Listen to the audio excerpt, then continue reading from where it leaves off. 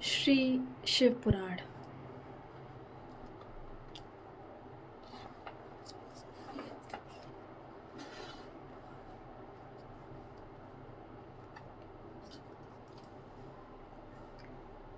शिव नाम जप तथा भस्म धारण की महिमा, त्रिपुंड के देवता और स्थान आदि का प्रतिपादन।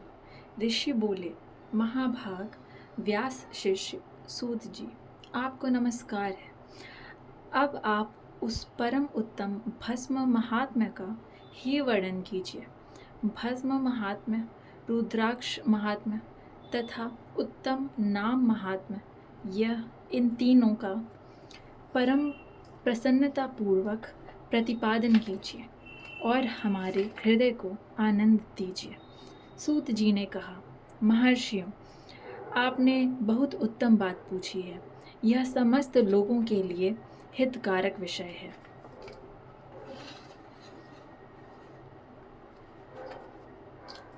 जो लोग भगवान शिव की उपासना करते हैं वे धन्य हैं, कृतार्थ हैं। उनका देह धारण सफल है तथा उनके समस्त कुल का उद्धार हो गया। जिनके मुख में भगवान शिव का नाम है, जो अपने मुख से सदा शिव और शिव इत्यादि नामों का उच्चारण करते रहते हैं, पाप उनका उसी तरह स्पर्श नहीं करते जैसे खदिर वृक्ष के अंगार को छूने का साहस कोई भी प्राणी नहीं कर सकते। हे श्री शिव, आपको नमस्कार है। श्री शिवाय नमस्तुभ्यम। ऐसी बात जब मुंह से निकलती है तब वह मुख समस्त पापों का विनाश करने वाला पावन तीर्थ बन जाता है। जो मनुष्य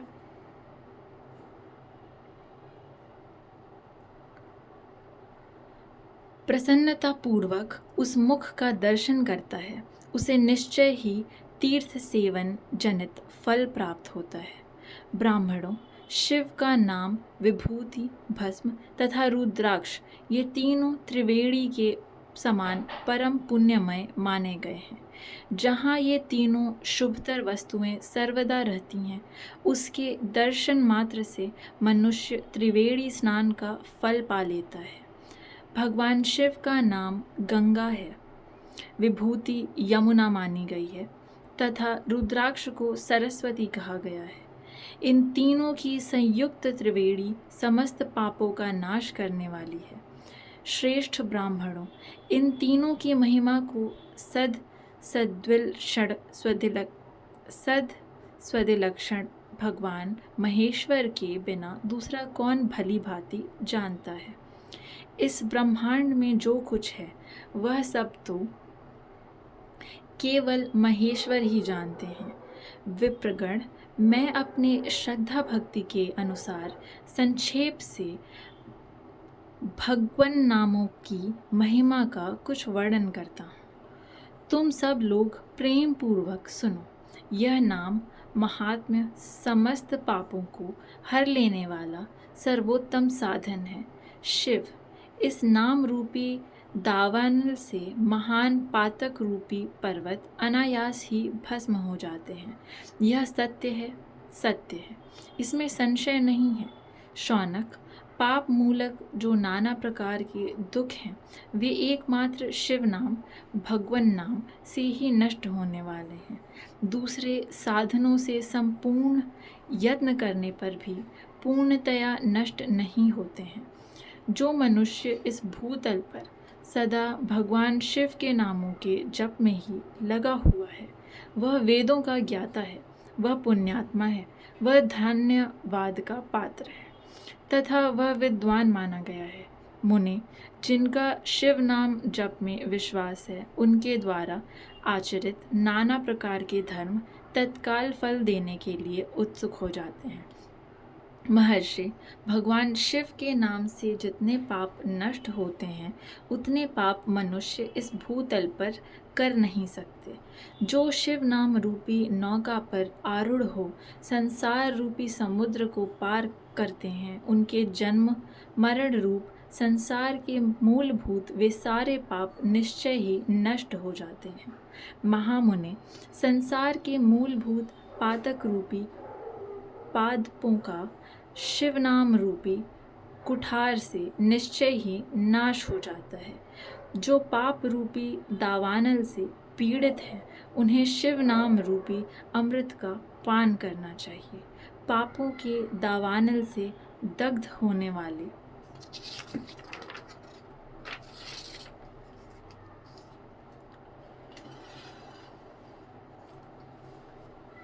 लोगों को उस शिव नामामृत के बिना शांति नहीं मिल सकती। जो शिव नाम रूपी सुधा की वृष्टि जनित धारा में गोते लगा रहे हैं, वे संसार रूपी दावानल के बीच में खड़े होने पर भी कदापि शोक के भागी नहीं होते। जिन महात्माओं के मन में शिव नाम के प्रति बड़ी भारी भक्ति है, ऐसे लोगों की सहसा और सर्वथा मुक्ति होती है।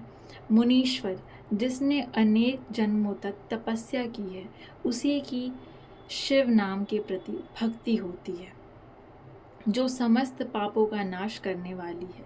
जिसके मन में भगवान शिव के नाम के प्रति कभी खंडित न होने वाली असाधारण भक्ति प्रकट हुई है, उसी के लिए मोक्ष सुलभ है। यह मेरा मत है। जो अनेक पाप करके भी भगवान शिव के नाम जप में आदरपूर्वक लग गया है, वह समस्त पापों से मुक्त हो ही जाता है, इसमें संशय नहीं है। वैसे वन में दावानल से दग्ध हुए वृक्ष भस्म हो जाते हैं, उसी प्रकार शिव नाम रूपी दावानल से दग्ध होकर उस समय तक के सारे पाप भस्म हो जाते हैं। शौनक जिसके अंग नित्य भस्म लगाने से पवित्र हो गए हैं तथा जो शिव नाम जप का आदर करने लगा है, वह घोर संसार सागर को भी पार कर ही लेता है। संपूर्ण वेदों का अवलोकन करके पूर्ववर्ती महर्षियों ने यही निश्चित किया कि भगवान शिव के नाम का जप संसार सागर को पार करने के लिए सर्वोत्तम उपाय है। मुनिवरों, अधिक कहने से क्या लाभ। मैं शिव नाम के सर्व पापापहारी महात्म्य का एक ही श्लोक में वर्णन करता हूँ। भगवान शंकर के एक नाम में भी पाप हरण की जितनी शक्ति है, उतना पातक मनुष्य कभी कर ही नहीं सकता। मुने, पूर्व काल में महापापी राजा इंद्रद्युम्न ने शिव नाम के प्रभाव से ही उत्तम सद्गति प्राप्त की थी। इसी तरह कोई ब्राह्मणी युवती भी जो बहुत पाप कर चुकी थी, शिव नाम के प्रभाव से ही उत्तम गति को प्राप्त हुई। द्विजवरों, इस प्रकार मैंने तुमसे भगवान नाम के उत्तम महात्म्य का वर्णन किया है। अब तुम भस्म का महात्म्य सुनो, जो समस्त पावन वस्तुओं को भी पावन करने वाला है। महर्षियों, भस्म संपूर्ण मंगलों को देने वाला तथा उत्तम है। उसके दो भेद बताए गए हैं, उन भेदों का मैं वर्णन करता हूँ, सावधान होकर सुनो। एक को महाभस्म जानना चाहिए और दूसरे को स्वल्प भस्म। महाभस्म के भी अनेक भेद हैं, वह 3 प्रकार का कहा गया है। श्रौत, स्मार्त और लौकिक। स्वल्प भस्म के भी बहुत से भेदों का वर्णन किया गया है। श्रौत और स्मार्त भस्म को केवल द्विजों के ही उपयोग में आने के योग्य कहा गया है। तीसरा जो लौकिक भस्म है, वह अन्य सब लोगों के भी उपयोग में आ सकता है। श्रेष्ठ महर्षियों ने यह बताया है कि द्विजों को वैदिक मंत्र के उच्चारण पूर्वक भस्म धारण करना चाहिए। दूसरे लोगों के लिए बिना मंत्र के ही केवल धारण करने का विधान है। जले हुए गोबर से प्रकट होने वाला भस्म आग्नेय कहलाता है। महामुने, वह भी त्रिपुंड का द्रव्य है, ऐसा कहा गया है। अग्निहोत्र से उत्पन्न हुए भस्म का भी मनीषी पुरुषों को संग्रह करना चाहिए। अन्य यज्ञ से प्रकट हुआ भस्म भी त्रिपुंड धारण के काम में आ सकता है। जाबालोपनिषद में आए हुए अग्नि आदि 7 मंत्रों द्वारा जल मिश्रित भस्म से धूलन विभिन्न अंगों में मर्दन या लेपन करना चाहिए। महर्षि जाबाली ने सभी वर्णों और आश्रमों के लिए मंत्र से या बिना मंत्र के भी आदरपूर्वक भस्म से त्रिपुंड लगाने की आवश्यकता बताई है। समस्त अंगों में सजल भस्म को मलना अथवा विभिन्न अंगों में तिरछा त्रिपुंड लगाना, इन कार्यों को मोक्षार्थी पुरुष प्रमाद से भी न छोड़ें, ऐसा श्रुति का आदेश है। भगवान शिव और विष्णु ने भी तिर्यक त्रिपुंड धारण किया है। अन्य देवियों सहित भगवती उमा और लक्ष्मी देवी ने भी पाड़ी द्वारा इसकी प्रशंसा की है। ब्राह्मणों, क्षत्रियों, वैश्यों, शूद्रों, वर्ण संकरों तथा जाति भ्रष्ट पुरुषों ने भी उद्धूलन एवं त्रिपुंड के रूप में भस्म धारण किया है। इसके पश्चात भस्म धारण तथा त्रिपुंड की महिमा एवं विधि बताकर सूत जी ने फिर कहा, महर्षियों, इस प्रकार मैंने संक्षेप से त्रिपुंड का महात्म्य बताया है। यह समस्त प्राणियों के लिए गोपनीय रहस्य है, अतः तुम्हें भी इसे गुप्त ही रखना चाहिए। मुनिवरों, ललाट आदि सभी निर्दिष्ट स्थानों में जो भस्म से 3 तिरछी रेखाएं बनाई जाती हैं, उन्हीं को विद्वानों ने त्रिपुंड कहा है। भौहों के मध्य भाग से लेकर जहाँ तक भौहों का अंत है, उतना बड़ा त्रिपुंड ललाट में धारण करना चाहिए। मध्यमा और अनामिका अंगुली से 2 रेखाएं करके बीच में अंगुष्ठ द्वारा प्रतिलोम भाव से की गई रेखा त्रिपुंड कहलाती है।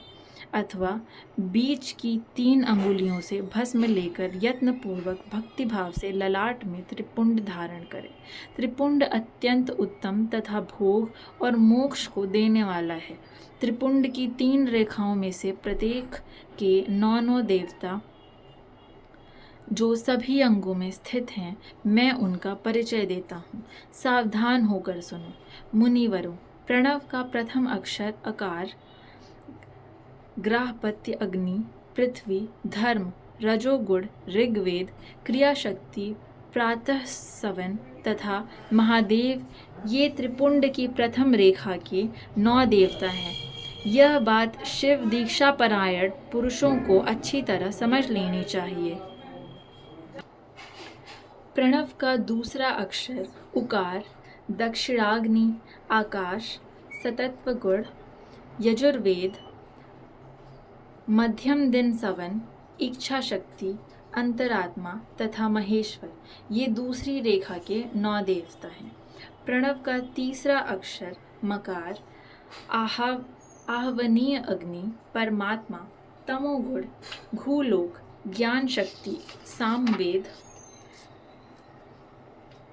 तृतीय सवन तथा शिव, ये तीसरी रेखा के 9 देवता हैं।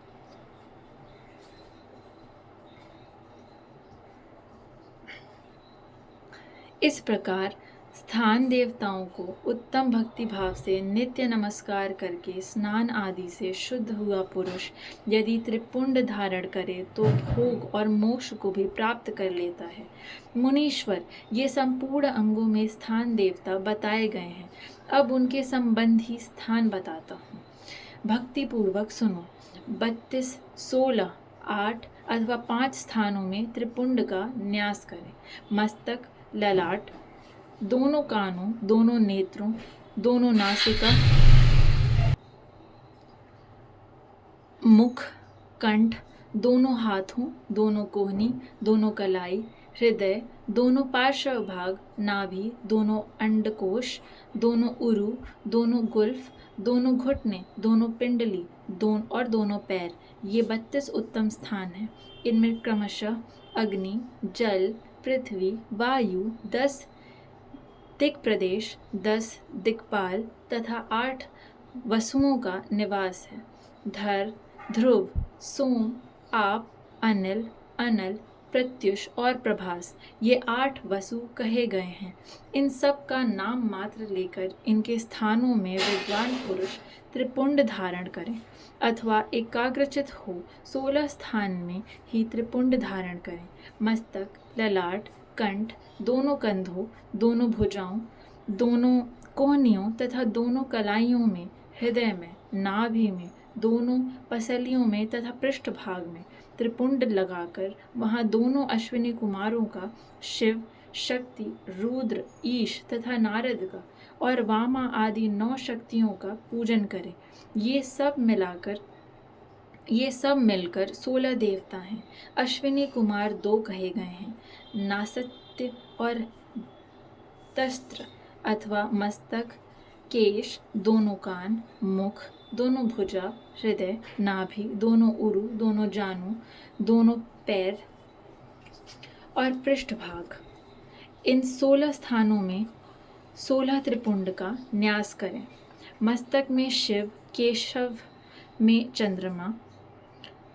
में चंद्रमा, दोनों कानों में रुद्र और ब्रह्मा, मुख में विघ्नराज गणेश, दोनों भुजाओं में विष्णु और लक्ष्मी, हृदय में शंभु, नाभि में प्रजापति, दोनों उरुओं में नाग और नाग कन्याएं, दोनों घुटनों में ऋषि कन्याएं, दोनों पैरों में समुद्र और विशाल पृष्ठभाग में संपूर्ण तीर्थ देवता रूप से विराजमान है।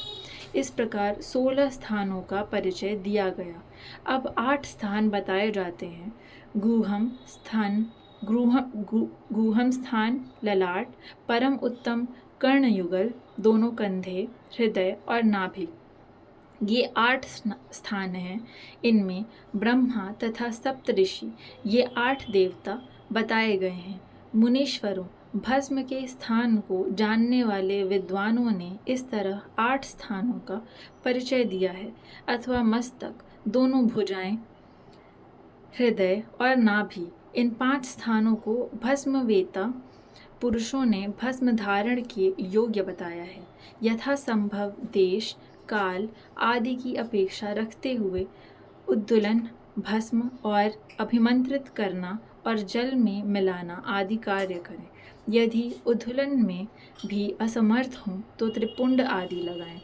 त्रिनेत्रधारी, तीनों गुणों के आधार तथा तीनों देवताओं के जनक भगवान शिव का स्मरण करते हुए नमः शिवाय कहकर ललाट में त्रिपुंड लगाएं। ईशाभ्याम नमः ऐसा कहकर दोनों पार्श्व भागों में त्रिपुंड धारण करें। बीजाभ्याम नमः यह बोलकर दोनों कलाइयों में भस्म लगाएं। पितृभ्याम नमः कहकर नीचे के अंग में, उमेशाभ्याम नमः कहकर ऊपर के अंग में तथा भीमाय नमः कहकर पीठ में और सिर के पिछले भाग में त्रिपुंड लगाना चाहिए। अध्याय समाप्त।